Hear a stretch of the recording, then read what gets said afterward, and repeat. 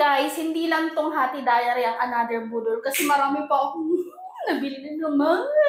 Sige, bili-bili pa na ng pets ko. So, ayan, may another budol na naman tayo na budol na product. Ano daw? Yun na naman ako nabiling product na talagang nabudol na naman sa mga videos dito ng mga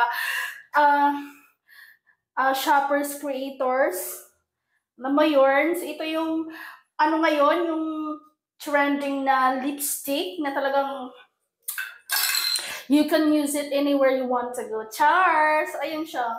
Yung ating lipstick na Full Color. Tama ba? Full Color. So, ayan. Ano ba? Ang niya? Ang kanyang pag-pronounce. So, Full Color. Full Color.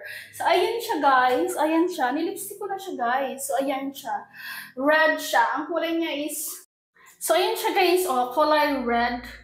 Ano siya, parang dark red na matte lipstick. So, ayan o. Dudublihan ko lang siya, guys, Although, mayroon na siyang nalagay. So, ganyan yung kanyang pigmented. Napaka-pigmented niya. Ayan. Dudublihan ko lang siya, guys, na.